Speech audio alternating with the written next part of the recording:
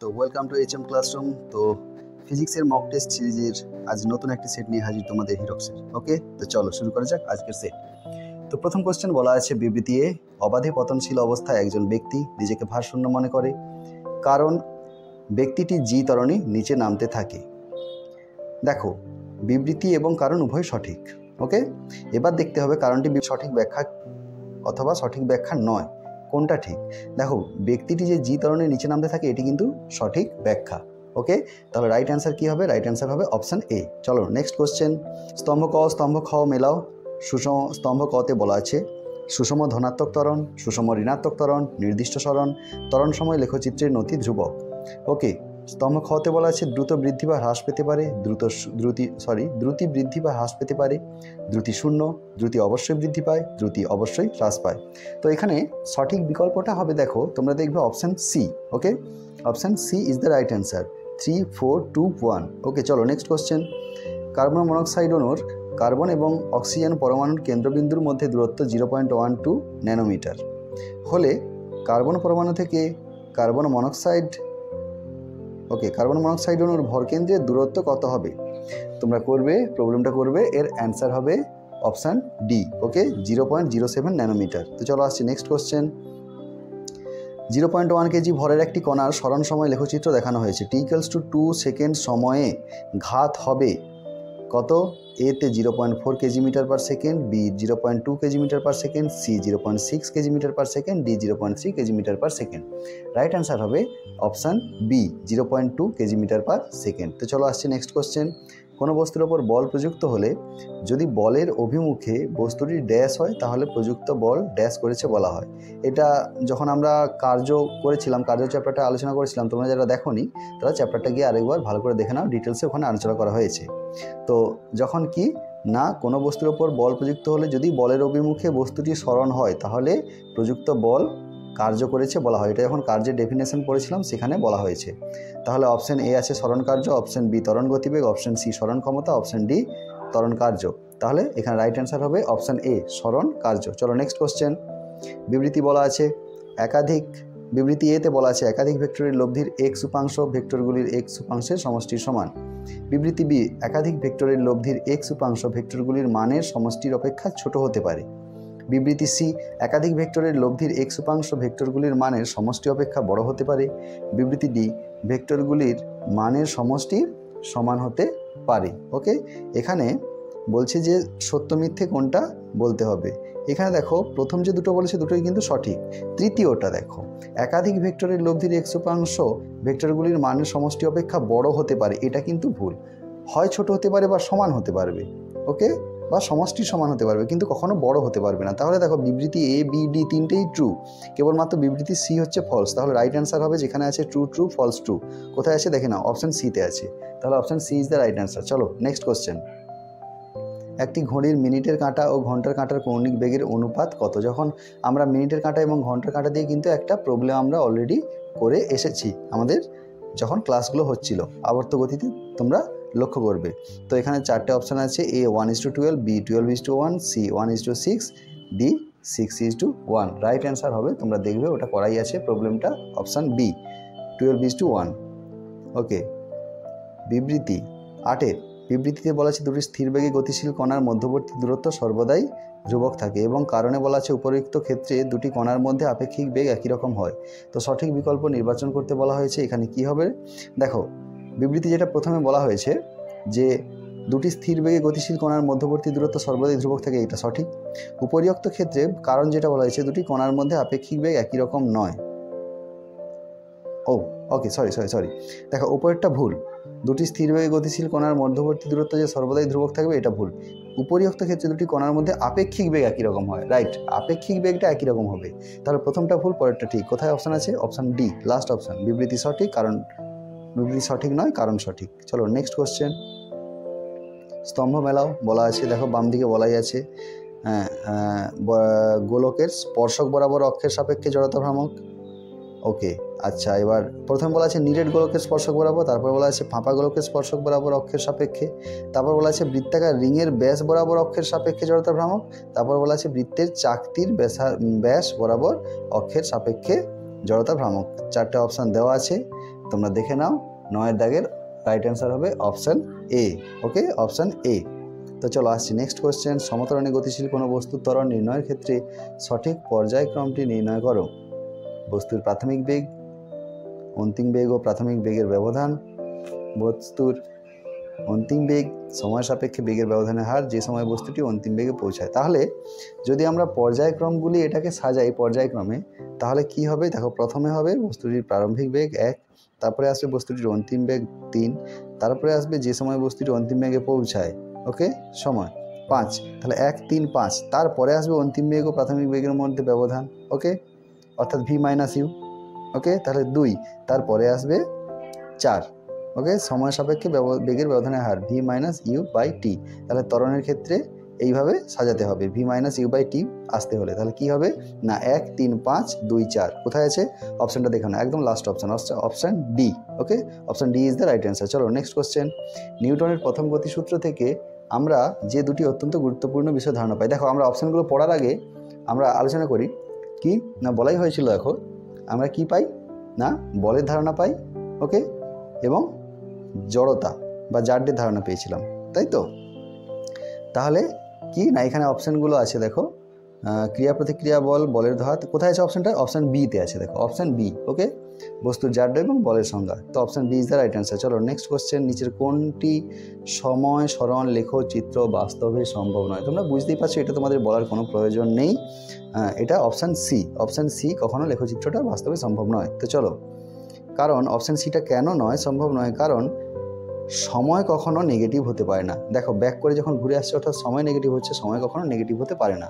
ওকে, তো চলো এরপর আসছি নেক্সট কোশ্চেন। স্তম্ভ মেলাও, স্তম্ভ ক খ। টর্ক, পীড়ন, লিনতাপ, ক্ষমতা।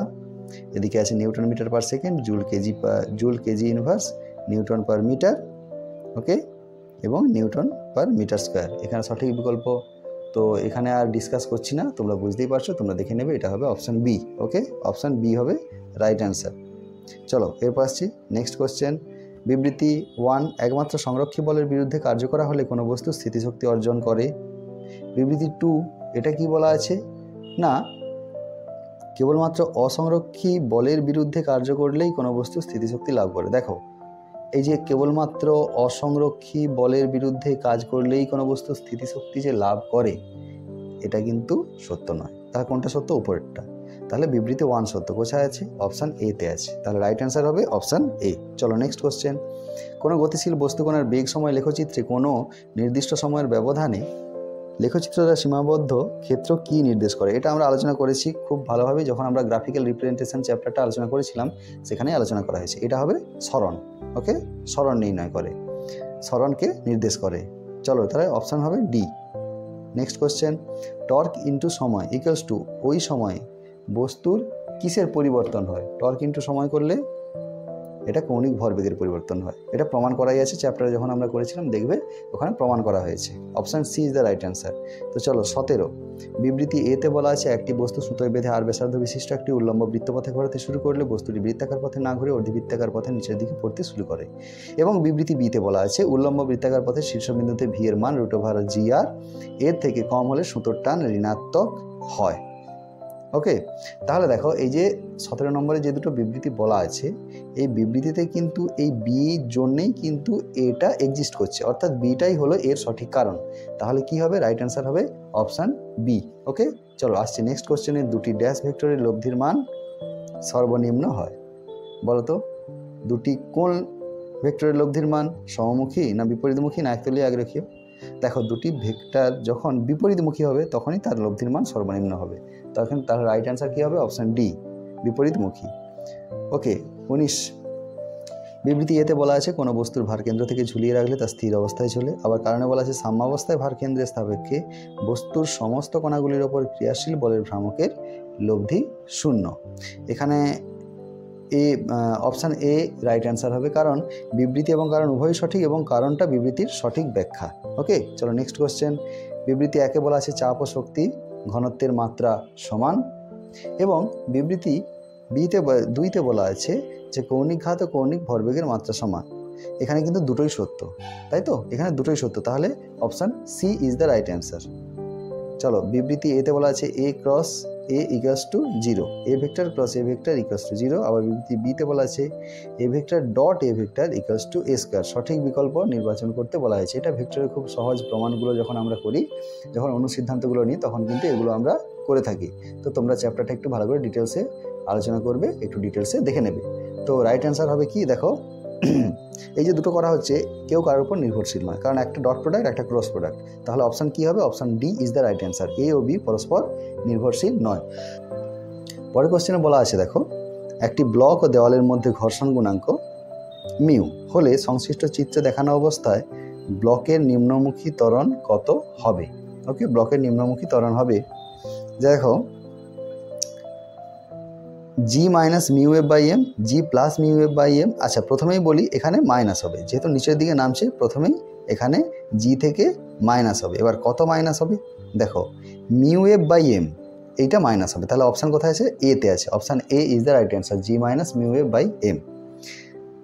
23 বিবৃতি একে বলা আছে দুটি বস্তুকণার ভরকেন্দ্র সর্বদা বস্তুকণার দুটির সংযোগকারী রেখার মধ্যবিন্দুতে অবস্থান করে। বিবৃতি 2তে বলা আছে দুটি বস্তুকণার ভরকেন্দ্র বস্তুকণা দুটির সংযোগকারী রেখার উপর যে কোনো বিন্দুতে অবস্থান করে। রাইট অ্যান্সার হবে অপশান বি, অর্থাৎ বিবৃতি 2 সত্য, 1 সত্য নয়, বিবৃতি 2 সত্য, বি।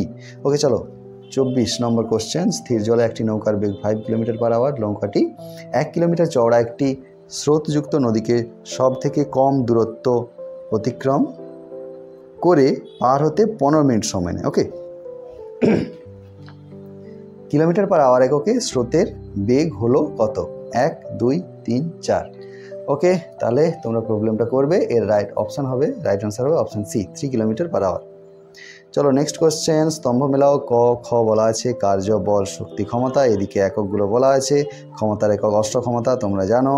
ওকে, নিউটন কার একক, বলের একক, এবং কার্যের একক কি, কার্যের একক ফোর্স ইন্টু সরণ, অর্থাৎ নিউটন মিটার, এবং শক্তির একক ক্যালোরি।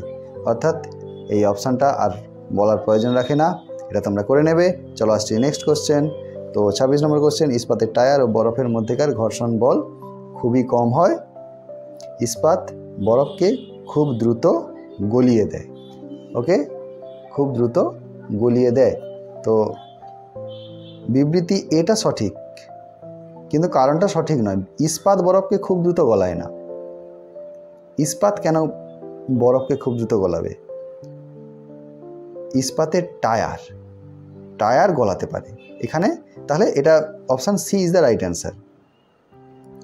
27 চিত্রানুযায়ী এ ব্যাসার্ধ বিশিষ্ট একটি বৃত্তাকার চাকতির থেকে a/2 ব্যাসার্ধ বিশিষ্ট একটি বৃত্তাকার গর্ত কেটে নেওয়া হলো। ও বিন্দুর সাপেক্ষে বাকি বৃত্তাকার অংশের ভর কেন্দ্র কত হবে? এটা একটা খুব ইম্পর্টেন্ট একটা প্রবলেম, তো প্রবলেমটা করে দেখবে। Option C is the right answer, 5/6 into এ।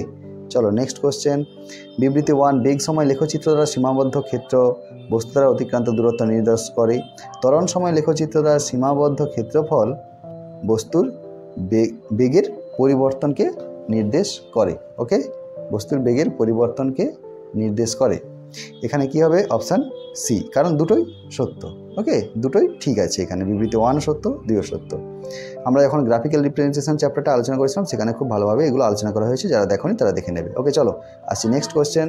বিবৃতি এতে বলা আছে ভার্নিয়ার ক্যালিপাসের ভার্নিয়ার স্থিরাঙ্কের মান যন্ত্রটির স্কেলের ঘর সংখ্যার উপর নির্ভর করে। এবং বিবৃতি বি বলা আছে ভার্নিয়ার স্থিরাঙ্ক VC equals to, okay, VC equals to মূল স্কেলের একটা ক্ষুদ্রতম ঘরের মান বাই ভার্নিয়ার স্কেলের মোট ঘর সংখ্যা। দেখো এখানে বিটাই কিন্তু এর কারণ। আমরা যখনই ভার্নিয়ার স্থিরাঙ্ক নির্ণয় করি, এই ভার্নিয়ার স্থিরাঙ্ক কিন্তু ভিসিটা আমাদের ক্যালকুলেট করতে হয়, অর্থাৎ রাইট অ্যান্সার হবে অপশান বি। বি হলো এর কারণ। আসছে নেক্সট কোশ্চেন। বিবৃতি এতে বলা হয়েছে দেখো, যদি সংরক্ষিত বলের দ্বারা কৃতকার্য ঋণাত্মক হয়, তবে বলের সঙ্গে সম্পর্কিত স্থিতিশক্তি বৃদ্ধি পাওয়া উচিত। আবার কারণে বলা আছে দেখো, এই সম্পর্কিত সমীকরণ হলো del U equals to minus W. এখানে ডেল ইউ স্থিতিশক্তির পরিবর্তন এবং ডব্লিউ হলো সংরক্ষিত বলের দ্বারা কৃত কার্য। ওকে, তাহলে কি হবে? এখানে রাইট অ্যান্সার হবে অপশান এ, কারণ দুটোই সঠিক এবং কারণটা সঠিক ব্যাখ্যা বিবৃতির। ওকে, তো আসছি চলো নেক্সট কোশ্চেনে। স্তম্ভ মেলাওতে ক খ বলা আছে, 4টে দেওয়া আছে রাশি। কৌণিক ত্বরণ, অভিকেন্দ্র ত্বরণ, স্পর্শকীয় ত্বরণ, সর্বোচ্চ নিরাপদ বেগ সমতল রাস্তায় এবং ব্যাংকিং যুক্ত রাস্তায়। যখন ব্যাংকিং চ্যাপ্টারটা করাচ্ছিলাম তখন দেখবে, ভালো করে লক্ষ্য করবে, এখানে রাইট অ্যান্সার হবে option D. Option D is the right answer. Okay, চলো নেক্সট কোশ্চেন। বলের ক্রিয়ায় বস্তু যদি দক্ষিণাবর্তী হয়ে ঘড়ির কাঁটার দিকে ঘুরতে থাকে, ওকে, বস্তু যদি ঘড়ির কাঁটার দিকে ঘুরতে চেষ্টা করে তাহলে ওই বলের ভ্রামককে ড্যাশ ধরা হয়। কি ধরা হয় না ধনাত্মক না ঋণাত্মক, এ ও বি এর মধ্যে কোনোটিই নয়, বলা সম্ভব নয়। দেখো যদি ঘড়ির কাঁটার দিকে ঘোরা হয় বলের ক্রিয়ায় তাহলে কি হয়, এটাকে আমরা সবসময় ঋণাত্মক ধরি। অ্যান্টি ক্লকওয়াইজ হলে তখন আমরা ধনাত্মক ধরি। তাহলে এটা কি হবে, রাইট অ্যান্সার হবে অপশান বি, অর্থাৎ ঋণাত্মক ভ্রামক। চলো এরপর আসছি নেক্সট কোশ্চেন। এক ব্যক্তি সিঁড়ি দিয়ে একতলায় উপরে উঠতে 25 সেকেন্ড সময় নিলেন। 75টি সিঁড়ির প্রতিটি ধাপের উচ্চতা 12 সেন্টিমিটার। ব্যক্তিটির ভর 50 কেজি হলে তার অশ্বক্ষমতা নির্ণয় করো। তো অশ্বক্ষমতা দেওয়া আছে 0.24 HP, 0.48 HP, 2.4 HP এবং 0.42 HP। রাইট অ্যান্সার হবে অপশনটা। করে নেবে তোমরা প্রবলেমটা অলরেডি আমার করা আছে, দেখে নেবে তোমরা। এ কি হবে, এ হবে রাইট অ্যান্সার, অর্থাৎ 0.24 হর্স পাওয়ার। তো চলো এরপর আসছি প্রদত্ত চিত্রে লিফটের মধ্যে ব্যক্তির আপাত ওজন কত। ওখানে ওকে প্রদত্ত আপাত ওজন কত এই লিফটের মধ্যে, 4টে অপশান আছে, এখানে রাইট অ্যান্সার হবে অপশান সি। ওকে, তাহলে 8 mg/7। চলো আসছি লাস্ট কোশ্চেন। ভেক্টর সামান্তরিক সূত্রের ক্ষেত্রে সঠিক পর্যায়ক্রমটা তোমাকে দেখতে হবে। সামান্তরিকের দুটি সন্নিহিত বাহুর মান ও দিক নির্ণয় 1 নম্বরে। 2 নম্বরে আছে দুটি সন্নিহিত বাহুর ছেদবিন্দু দিয়ে অঙ্কিত সামান্তরিকের কর্ণ অঙ্কন। 3 নম্বরে আছে কর্ণটির মান ও দিক নির্ণয়। 4 নম্বরে আছে সন্নিহিত ভেক্টর দুটির লব্ধির মান ও দিক কর্ণটির মান ও দিককে নির্দেশ করে। তাহলে এক্ষেত্রে দেখো আমরা যেভাবে পড়লাম ঠিক একইভাবেই কিন্তু পর্যায়ক্রমটি হবে, এখানে আমাদের সাজানোর কোনো প্রয়োজন নেই। তাহলে 1 2 3 4 যেভাবে আছে এভাবেই করব। অপশান এতে আছে এই অপশানটা 1 2 3 4, তাহলে option A is the right answer. Okay, চলো তাহলে সবাই ফিরে আসছি পরবর্তী কোনো একটি ক্লাস নিয়ে, পরবর্তী কোশ্চেন নিয়ে। সবাই সুস্থ থেকো, ভালো থেকো।